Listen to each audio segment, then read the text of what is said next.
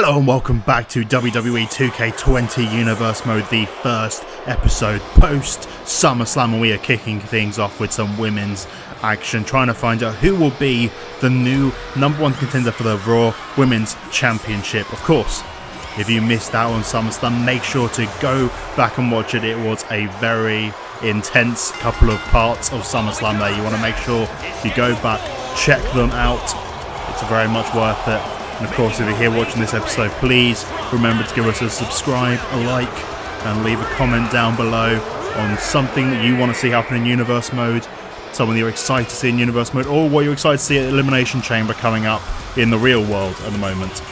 But yeah, give us a subscribe, it'd be amazing if you could. But let's get things properly started here. Rhea Ripley, of course, a former competitor for the Raw Women's Championship, coming up short, unfortunately, back at Extreme Rules, but she is looking to get herself back in contention, but it's going to be a hard one for her to do. She has to beat Charlotte Flair tonight if she wants to be able to get any closer to being contendership for that Raw Women's Championship. And same for Charlotte. If Charlotte wants her first opportunity at gold here on Monday Night Raw, she is going to have to go through Rhea Ripley here tonight, and it's going to be very interesting to see how these two are going to be able to go at each other, how this is going to work out for these two. Of course, Becky Lynch still the Raw Women's Champion. Who knows who is going to be able to defeat her? She has been champion for a long old time now, and it has not. No one has been able to break the path that Becky Lynch has been on so far in her championship defences. Of course, Becky Lynch doesn't have a perfect record here in Universe Mode. She has lost a couple of times, but really, it's all whenever she's been in there for a singles match for her Raw Women's Championship, she has always come up on top. But let's get to the action. How Rhea Ripley straight away pounding down on Charlotte Flair. Of course, when Rhea had her championship match, it was in an Extreme Rules match. And the thing that happened in that match, well, it was interesting. You kind of expect an Extreme Rules match would allow for potentially a bit more ease in the match because you have weapons, you have more options of what you can do. But Rhea Ripley, being more of a rookie here in Universe Mode, she struggled with what to do with the weapons. She really didn't know what to do with them. Becky Lynch was very much on top of her and being able to reverse all of her weapon shots. Whenever it was just going back to a regular one-on-one action, Rhea Ripley was doing very well, but Becky Lynch was able to reverse every single kendo stick, chair shot that she used. She was right on top of it, and that's what led Becky Lynch to winning that match. So potentially, if Rhea Ripley gets a shot at Becky Lynch in a one-on-one singles match, who knows what is going to happen. But you can't look past Charlotte Flair. She is the only woman in a singles one-on-one match to defeat Miss Money in the Bank Shayna Baszler, and that says something right there. Charlotte Flair, sure, she came up a bit short occasionally, but she is here, and she is here to win gold, and you know she's not going to stop until it happens. And her versus Becky, that disarmer versus that figure 8 leg lock. Who knows who would come out on top on this one, but it's been a fairly even match between these two so far. Rhea did have the advantage early on, but Charlotte has been able to bring it back as we're going on. Of course, we still have our GM here on Monday Night Raw, Batista, still our general manager after managing to get rid of Baron Corbin from Monday Night Raw.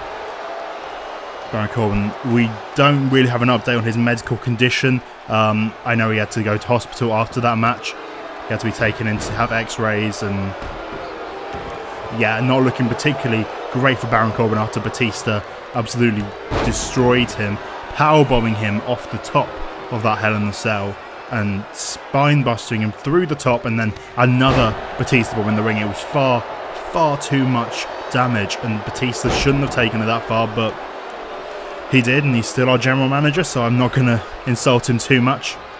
But we will be seeing Batista here later on tonight. We will also be hearing from AJ Styles, the man who came up short against Aleister Black. Not even a one count there for Charlotte. Anyway, back to what I was saying, we'll be hearing from AJ Styles here tonight after coming up short in his match against Aleister Black for that United States Championship. What is going to be going through AJ Styles' mind after, well, not being able to prove himself against Aleister Black. His entire feud and the entire idea behind that feud was AJ Styles wanted to prove that he was the greatest wrestler here on Monday Night Raw, and Didn't necessarily work out for him against Aleister Black, so we're going to have to see what is going through AJ Styles' mind here tonight. And we will be seeing our new WWE Champion Drew McIntyre. He cashed in his Money in the Bank briefcase, and he will be in action in our main event here tonight, defending that WWE Championship. But back to the match at hand. Rhea Ripley looking to try and take advantage right now of Charlotte, kicking her into the corner. Just laying in those kicks to Charlotte Flair right now. And wait a second, what's Rhea looking for here? Over the top into a big leg drop to Charlotte. Very nice stuff there from Rhea Ripley indeed. Now Rhea, what is she thinking here? Getting Charlotte Flair up. Stalling suplexes, scolding Charlotte Flair. The strength of Rhea Ripley right now to be able to hold Charlotte Flair above her head like this. My goodness, absolute strength, the core strength there. Needed to hold her up like that. Wow. Rhea Ripley perhaps looking to go for that riptide sooner rather than later. She's got to be near the end of this, got to be looking to put away Charlotte Flair, but Charlotte has managed to reverse and getting herself back on top in this one. Rhea Ripley, wait a second.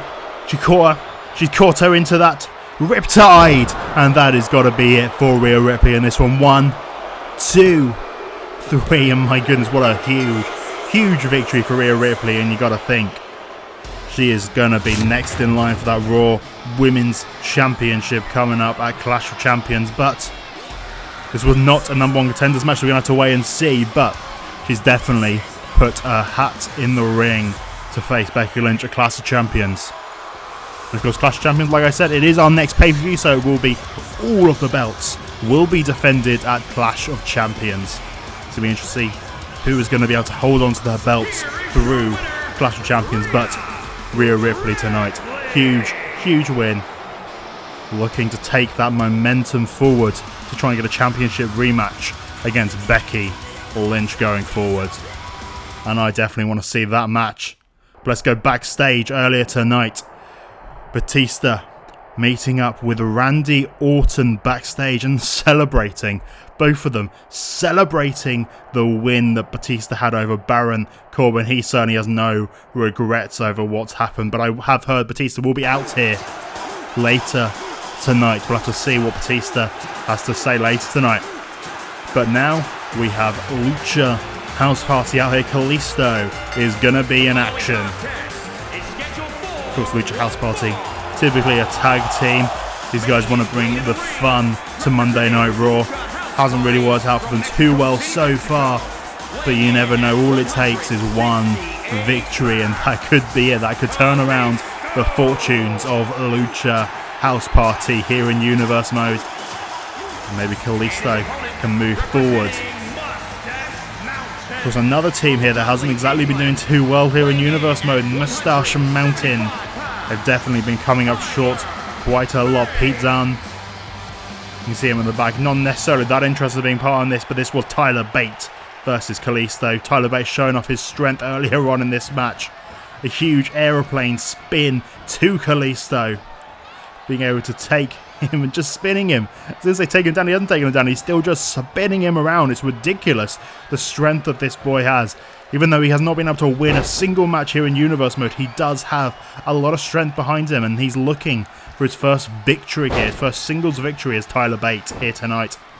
Kalisto did manage to get the big reversal just there and ends up hitting his very nice. Try to get the roll up there, but it only gets to a 2 count. Very close pinfall there for Kalisto. Kalisto tried to hit that Salida del Sol, but Tyler Bate caught him. Tyler Bate using his strength to catch Kalisto out of that Salida del Sol. And then he went through hitting that flipping heel kick to Kalisto, trying to go for the pinfall here. Did Tyler Bate get a 1, 2? Tyler Bate unfortunately not being able to get the victory just there. But it all came down to this. Tyler Bate managing to get that roll up just there. 1, 2, 3, and Tyler Bate managing to get his first victory here in Universe Mode, and potentially this could be the turning point for this young man looking to get some momentum here in Universe Mode. After losing everything, this could be his opportunity to get something going. A big old victory tonight for Tyler Bate, getting the roll up over Kalisto of the Lucha House Party. course, both these teams could be looking for tag gold in the future, but we have a debut right here. We have Shane Thorne coming down to the ring. Shane Thorne, a newly signed member of the Raw roster. He is looking to get some momentum on his side. He wants that United States Championship. That is what I've been told by Shane Thorne backstage, as he wants that US Championship. He is looking to pick up a big win here tonight and keep on winning. That is what he wants. He wants to get all those victories, be undefeated, become the US Champion. But there's a big challenge here tonight with Andrade and... wait a second, Batista. The general manager Batista and Randy Orton, they've come out with Andrade. What is going on here? Very interesting indeed to see Batista and Randy Orton, the general manager of Monday Night Raw, and of course his good old friend Randy Orton from, well, Evolution, all the other stuff that they have been a part of. They have been connected a very long time, those two. But here they are out here tonight, accompanying Andrade and Zelina Vega out to the ringside. Interesting, very, very interesting indeed. You have to wonder what this means for Andrade, why Batista and Randy Orton are coming out with Andrade here. Well, Shane Thorne certainly does have the deck stacked against him tonight if he wants to pick up this victory. He has to go through Andrade. Andrade not an easy person to beat. He already would have had Zelina Vega on the outside, but now he has the general manager of Monday Night Raw and Randy Orton out there watching this match from Andrade's corner. Interesting. Very, very interesting indeed. But let's get back to the match at hand. Shane Thorne trying to get this early advantage onto Andrade. Managing to take him down with a flatliner there. But Andrade managing to get that reversal. Shane Thorne does outsize Andrade, perhaps looking to use some strength to be able to get the advantage here. Not typically something you get for Shane Thorne. He's not typically outsizing many guys, but Andrade, he does manage to outsize him. So potentially looking to use that size advantage to be able to get the victory here tonight and make his way to Championship Gold here in Universe Mode. But Andrade managing to catch the leg right there. Big elbow to the knee of Shane Thorne. And now Andrade catching him with that Hurricane Rana, taking him down to the mat. Shane getting Andrade into the corner of Andrade. Elbow and then a huge lariat to Shane Thorne. I'm very intrigued as why Batista and Randy Orton are out here for this one. We were supposed to be hearing from Batista tonight, but it looks like... or unless he's going to say something after this match, I guess, but he seems to just be out here to support Andrade. Maybe he's scouting talent for some reason, but I don't understand why he's out here with Randy Orton as well. Of course, we saw them celebrating earlier tonight, celebrating getting rid of Baron Corbin. And Randy Orton and Batista have been friends for a long time, like I said. Very interesting indeed. Shane Thorne getting the big lariat this time instead to Andrade. Taking it more to Andrade than I thought he would, and Shane Thorne really looking better than I expected so far in this one. Yeah, a huge uppercut from Shane Thorne, but now Andrade trying to get back on top. Andrade going for a big suplex onto those ropes. They're using the ropes to do more damage to Shane Thorne, now pounding down to the face of Shane. Really getting those punches in, really taking it to Shane Thorne. But Shane Thorne managing to catch him, getting the neck breaker onto Andrade. I'm sure Aleister Black will be looking for a new opponent to face a Clash of Champions. Of course, he will have to defend that United States Championship at Clash. He'll be looking for a new #1 contender for his championship belt. Looking for a new man to try and break his undefeated streak on Monday Night Raw. It's going to be very interesting to see who is going to be able to take away that championship gold from Aleister Black. It's going to be very, very interesting indeed. He is not going to be an easy man to beat, and AJ Styles couldn't even do it, the former WWE champion. Of course, we will be hearing from AJ later tonight, but Aleister Black going to be looking for a big opponent, and could be Andrade after those huge knees to the face of Shane Thorne, that Meteora to Shane Thorne in the corner. And this is going to be it. That's probably it. He hits that Hammerlock DDT onto Shane Thorne, and that is probably going to be it for Shane Thorne. 1, 2, 3. Well, Andrade has surely dashed the hopes and dreams of Shane Thorne right there. Shane hoping to be undefeated and take on Aleister Black. Well, maybe not going to be working out that way for him. Andrade getting the big victory here tonight over Shane Thorne, but the question still remains, why did Batista and Randy Orton come out with Andrade here tonight? Our general manager of Monday Night Raw and Randy Orton, why did they come out here with Andrade to watch this match? And apparently that's all we're getting from Batista tonight. He is not going to explain his actions, that is all we're getting, but we do have AJ Styles here right now. AJ Styles with a live microphone to talk about what happened at SummerSlam. Aleister Black, you proved yourself to me. That was one hell of a fight you put up against me. You are a worthy champion, and I am still feeling those kicks every morning. Let's do this again sometime. Maybe you won't be so lucky next time. Bold words there from AJ Styles, but for now, I am looking for a new challenge. Drew McIntyre, Sami Zayn, Kevin Owens, whoever it is holding my WWE Championship, I'm coming for you, and I will regain my WWE Championship. Big words there from AJ Styles coming back off. Wait a second. Wait a second, what is he doing here? The Fiend. Matt Hardy and The Fiend here. What on earth is going on? What is happening right now? AJ Styles come out here to say he wanted his WWE Championship back, and now Matt Hardy and The Fiend coming out to attack him. Attacking AJ Styles. Twist of fate from Matt Hardy and The Fiend. Just staring down at AJ Styles. What on earth does The Fiend want with Styles right now? Waiting a mandible claw. Mandible claw to Styles. Styles is out. What on earth does this mean for the future here? AJ Styles taken up by The Fiend, and they've all gone. They all disappear from the middle of the ring, and I guess it's time for our main event right now. Well, we have Kane out here. Kane is going to be challenging Drew McIntyre for the WWE Championship here in our main event, and wow, that was interesting stuff indeed.